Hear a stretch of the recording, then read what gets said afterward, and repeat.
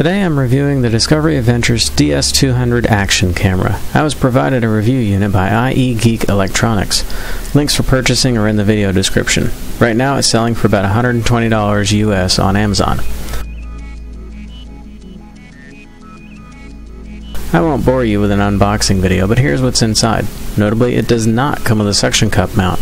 It does come with a micro USB cable, but you have to provide your own charger. It does come with a small English language user's manual, which does contain some odd translations, but it covers the basics. It kind of makes you go, I think I got it, but just in case, tell me the whole thing again, I wasn't listening. But hey, this thing costs something like a third of what a GoPro costs, so I'm okay with them cutting corners on translation as long as the product is good.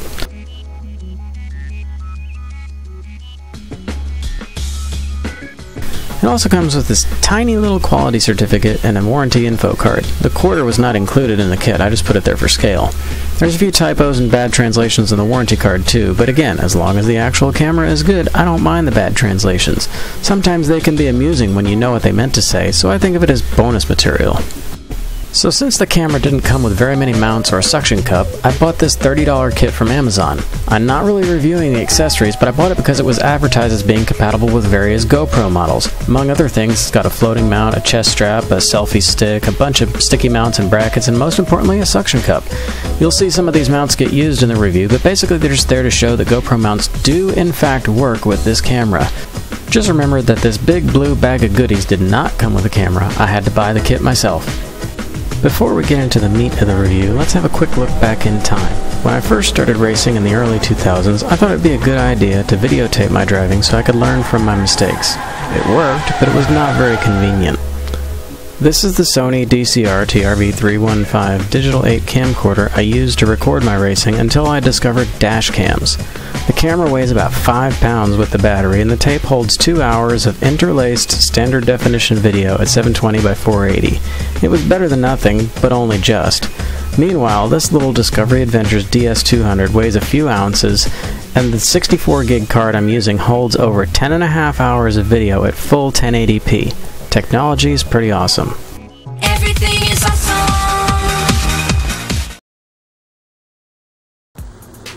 Alright, here we have the Discovery Adventures DS200 action camera.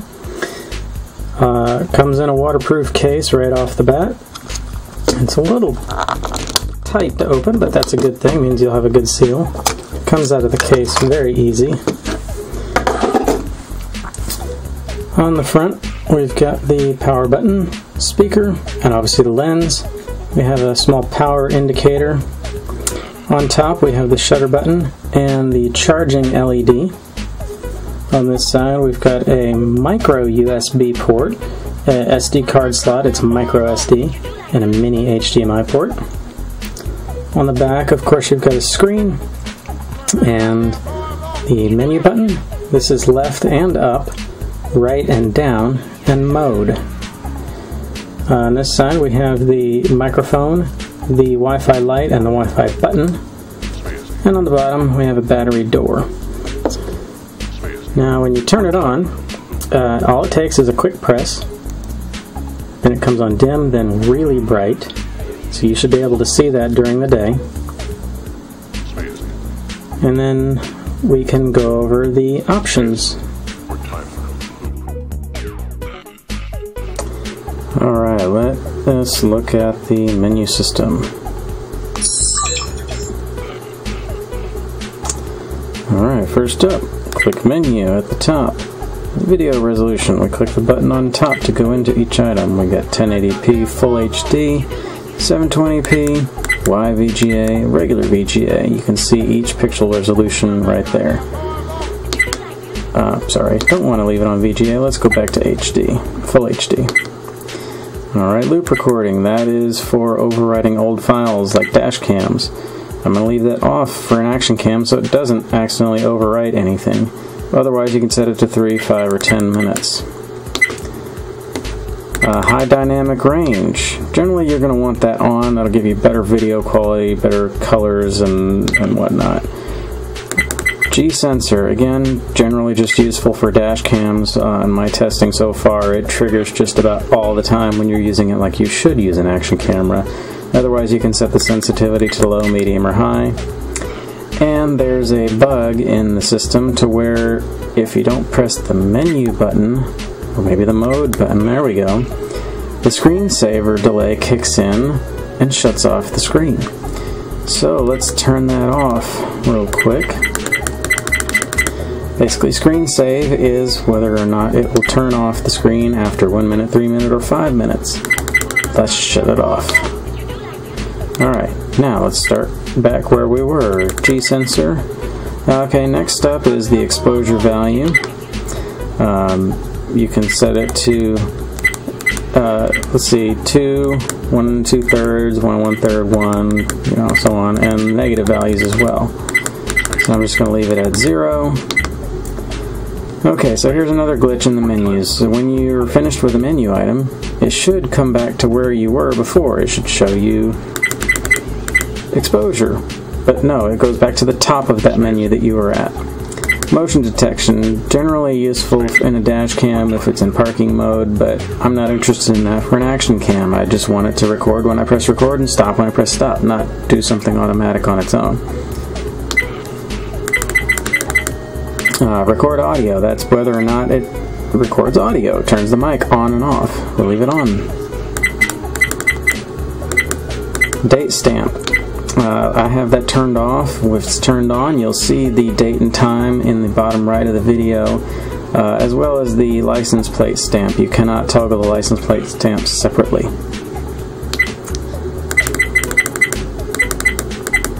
Power off delay. This is for when how it behaves when you plug in power from a USB charger.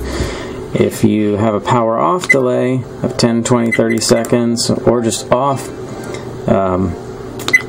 that's how long it'll wait before it stops recording and shuts off after power is cut. Again, this is a dash cam type function.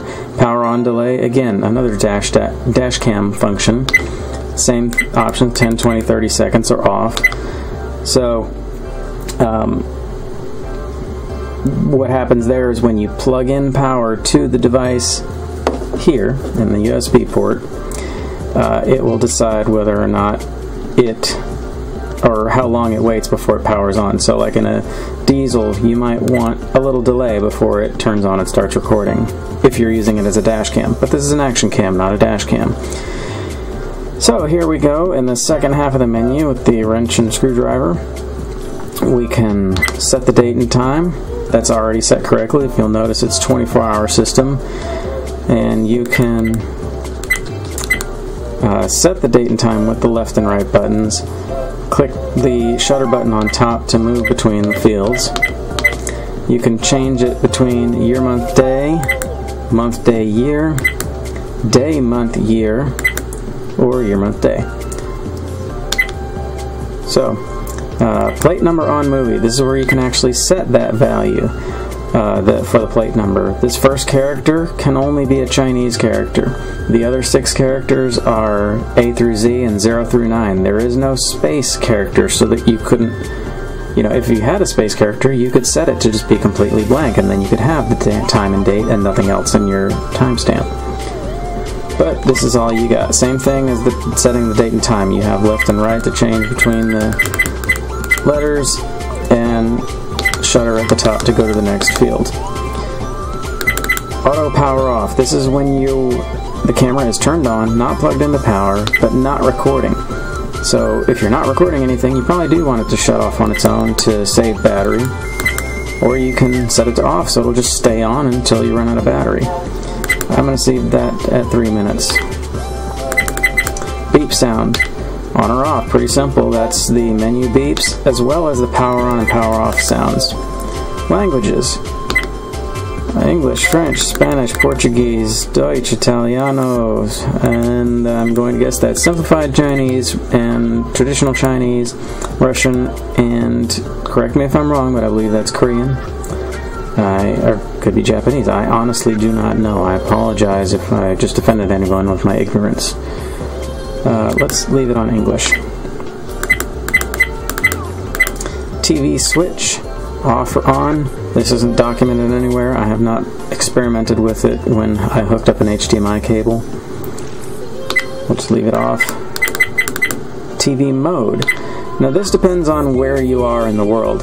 The US and, well, North America uses NTSC, so does Japan and some other regions of the world. But most of Europe and some sections of Asia, most of Asia if I'm not mistaken, uses PAL. I believe Australia also uses PAL. This will change as to whether or not it works correctly on your television when you hook it up.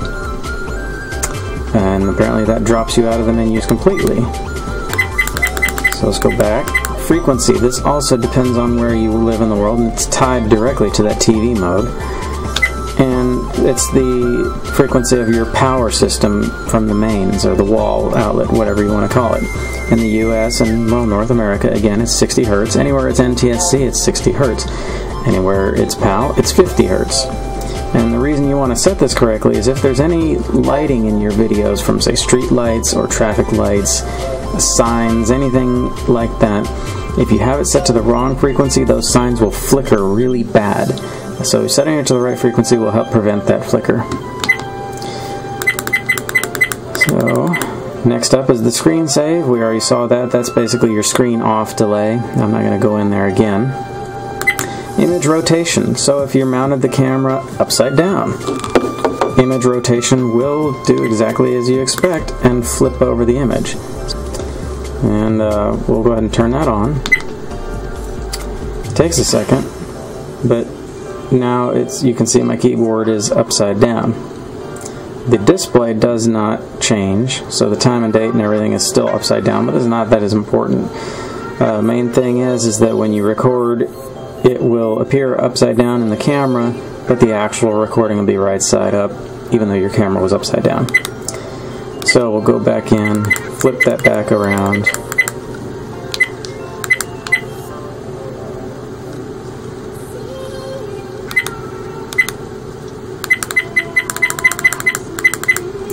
Okay, format is literally if you wanted to format your SD card. I was able to format a 64 gig card in there just fine, no problems at all.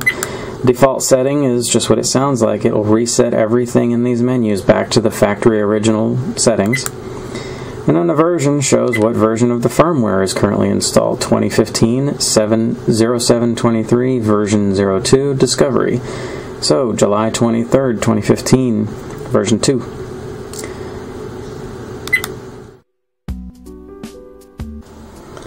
Alright, so there's an Android app to be able to connect to the camera and control it that way. And it's called Dashcam. I've already searched for it. You'll notice when you search for Dashcam, you get a couple of different options that come up. The one you want is actually made by Suku and says Dashcam right in the icon.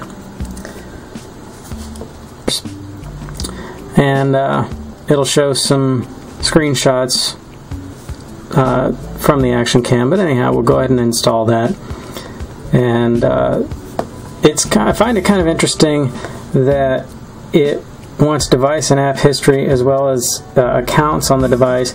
Photos and media files make sense because it needs to be able to write to the SD card when you download video. Wi-Fi also makes sense so that you can connect to the camera through Wi-Fi. Device ID, don't know why it needs that. According to Privacy Guard, it doesn't actually use those permissions, so that's just something that they might need to update in the application manifest from Android.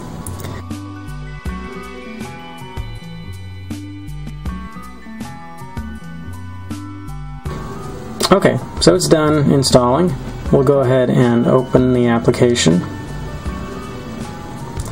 Apparently it doesn't like landscape mode, it only works in portrait mode. So we'll switch to portrait mode. Unfortunately we've got a lot of reflection from the office here. Let's see, can you focus on that? It says is connected to the camera. Please keep the camera steady. Well, camera's not even on, so let's turn it on.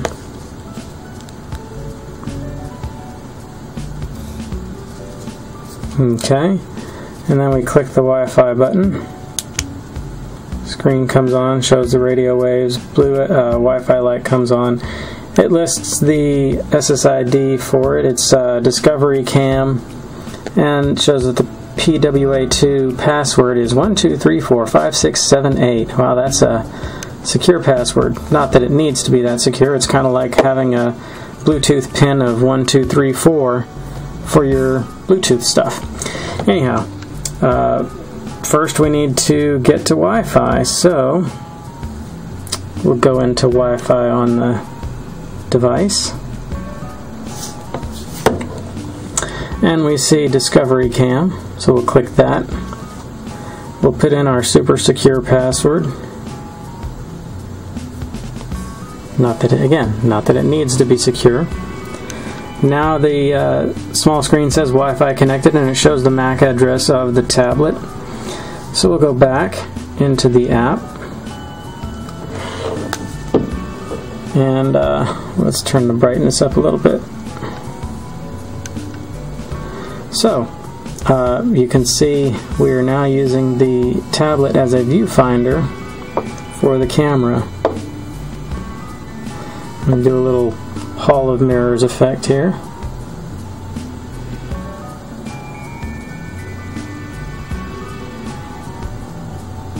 So, as you can see, that works. You can see it's at the very bottom of the screen. The yellow timestamp shows the license plate, which you cannot turn off unless you turn off the whole timestamp, and then the date in year, month, day format by default, and then hours, minutes, seconds, and that's in a 24-hour clock, or military time as some people call it. You may notice up here at the top it says 1080p, the actual resolution 1920 by 1080 and 30 frames per second. We can change that by clicking the camera with a gear up top. Video resolution, we click that. It gives us a couple of choices here. 1080p 30, 720p 60, wide VGA 60 frames per second, or regular VGA 120 frames per second. We'll just stick with full 1080 for now. And we click cancel. Photo size, I won't be using it for photos. I'll take a few just to test. 12 megapixel, 8 megapixel, or 5 megapixel. It's worth mentioning that these settings are different from what you can see in the menus on the camera itself. Movie W cyclic rec. I'm going to guess that's loop recording, because your options are off 2 minutes, 5 minutes, 10 minutes. We'll leave it off for now so that it'll just record one big file. Movie audio, that's whether or not it'll use the microphone. Off or on. We'll leave it on. Power off setting, I'm guessing that's how quickly the camera will turn off if you're not using it, if you're not pressing any buttons. 1 minute, 5 minute, or just off to use it until you run out of battery, or if you're plugged into USB power through a power bank or charger in your car or something like that. Wipe cache, this I'm not sure what it is. There's no documentation on this. Basically says, sure you want to clear the cache, okay, or cancel. Well, I'm going to cancel because I'm not sure what it's talking about. It's not talking about formatting the SD card because that's here under formatting. Format storage card, confirm format, OK or cancel. I'll cancel again. Wi-Fi, you would think that might let you change settings on the camera. When you click it, it brings you to the Android Wi-Fi settings. So that's just another way to get in there.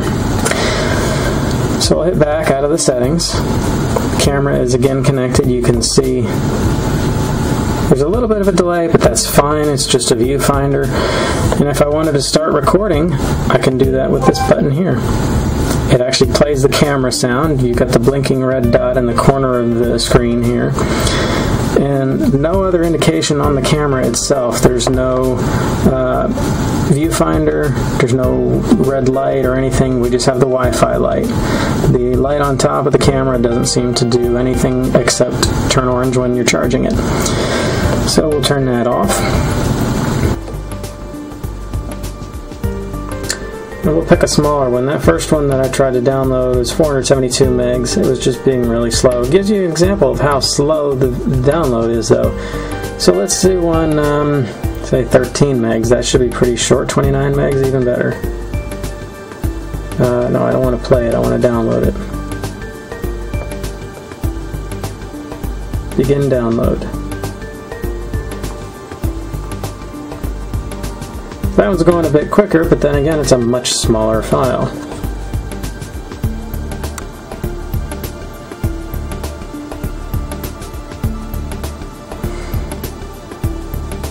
Okay. No other indication other than the notification, download success. Alright, now we'll go back to, we'll go ahead and quit the app, just double click it. And go into File Explorer. So we'll start out, we're looking at the actual internal storage, not the external SD cards, so you'll have to keep that in mind if you have a bunch of stuff on there already. So we go to the Dashcam directory, download. There's that unfinished, there's the file that I just downloaded, there's 29 megs. And we're playing it with MX Player. Looks like just me poking around with the camera at my desk. See the yellow timestamp?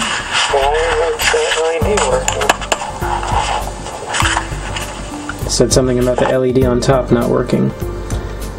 So, and then there's also a JPEG there that I'm not sure what it is. It's 23K. Looks like a still image from the beginning of that video, probably a thumbnail that would explain the THM name. So, if you need to watch a video over Wi-Fi, you pretty much have to download it first.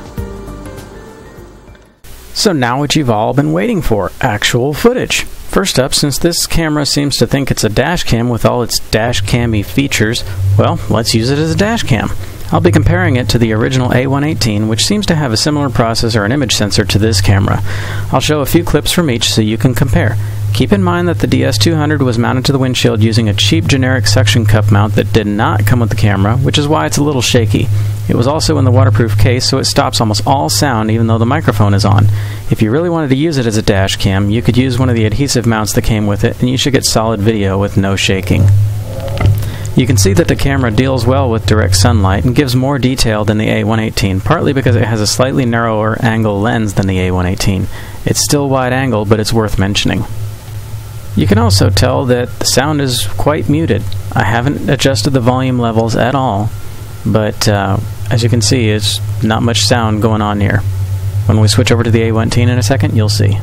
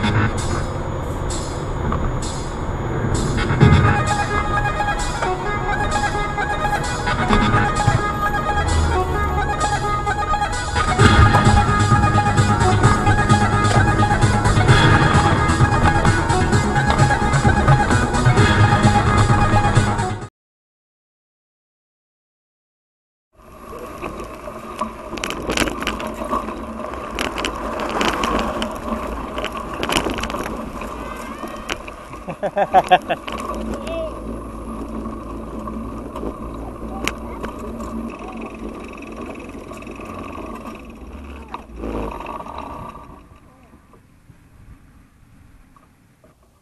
going.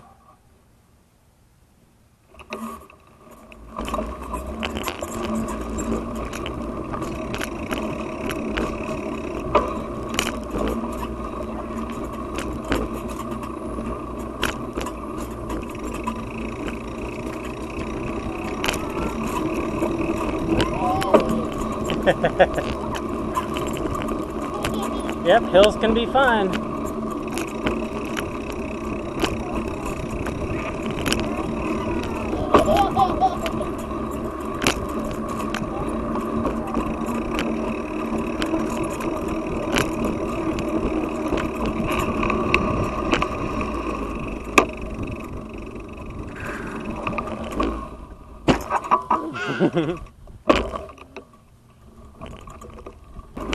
Okay, you know what? Actually, I'm going to change something on the camera. So we need to stop for a minute, okay? I'm going to put a cover on it.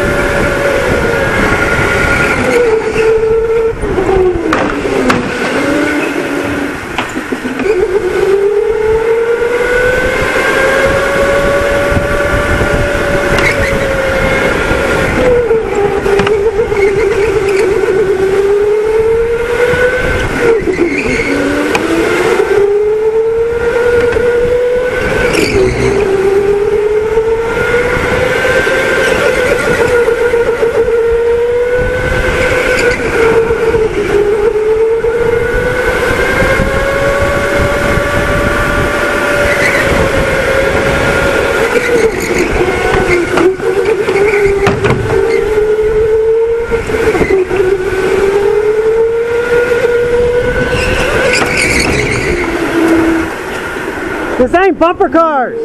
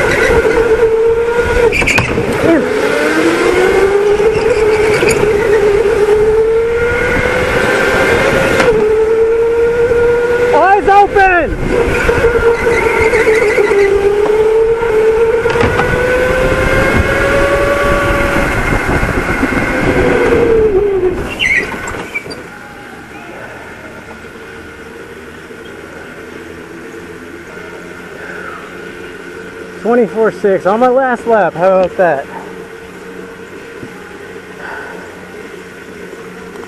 Number 24 had a 27.3. Imagine that. That's surprising.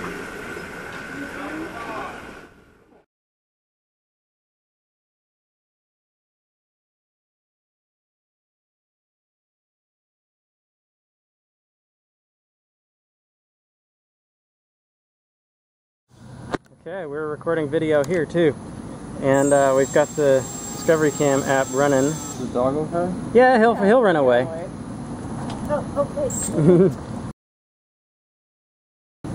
To see how good the Wi-Fi range is on the camera.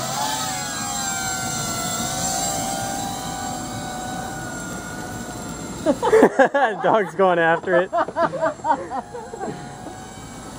This isn't a drone, is it? No, because he's controlling it. And it doesn't look like we got any update once it took off. That's okay. Oh. You don't want to go behind the house. Oh, shh. Why did you just stop? That chaos. What is that?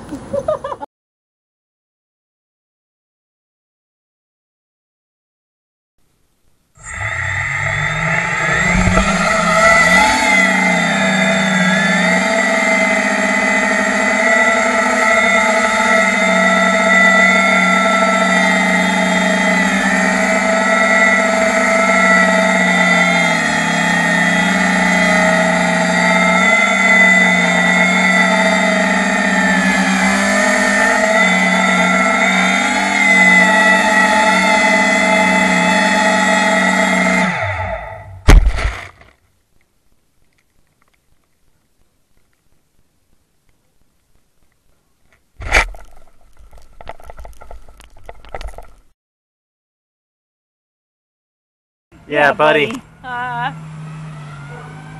He's like 3 times as big as me. Oh, yeah, don't let him fall over there. He's cool. He's just a big puppy, but he might chew on it. Yeah. Look at Chaos. Now if he just get Chaos to like run into something. I'm so mean. That is so cool, dude. And there went the, screensaver.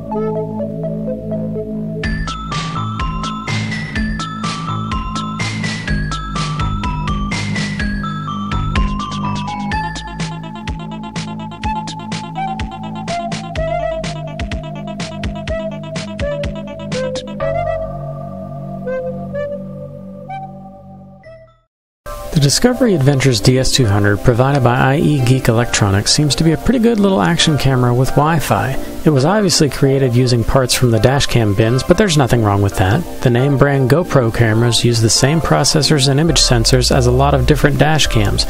GoPro just wrote their firmware differently. A GoPro could be used as a Dashcam, but probably not as well as this DS200.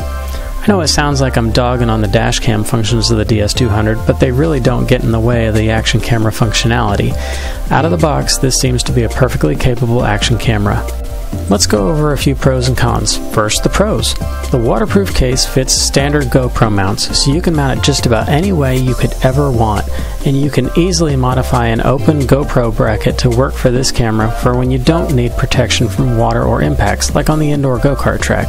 The video is sharp and looks great on a big screen TV because it's true 1080p. The mini HDMI port works exactly as you'd expect when connected to a TV. It shows the camera screen on your TV. The camera is small and lightweight, only 50 grams. I couldn't even feel the weight of it on the chin bar of my helmet.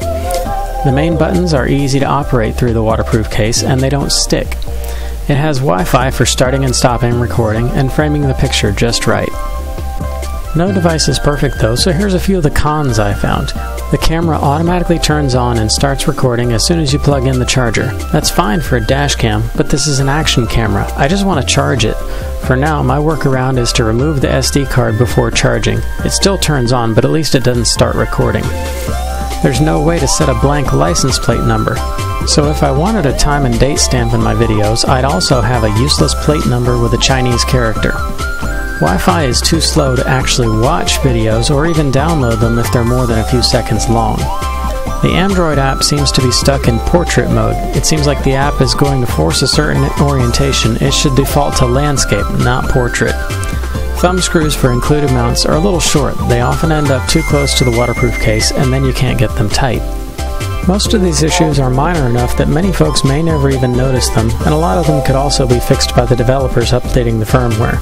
As of the time I'm writing this, no newer firmware is available, but ieGeek has said that they'd let me know if any updates become available. If they do, I'll be sure to link to it in the description or in an article on dashcamtalk.com forums. So in my personal opinion, would I buy this camera myself if I was in the market for a GoPro style camera? Probably not.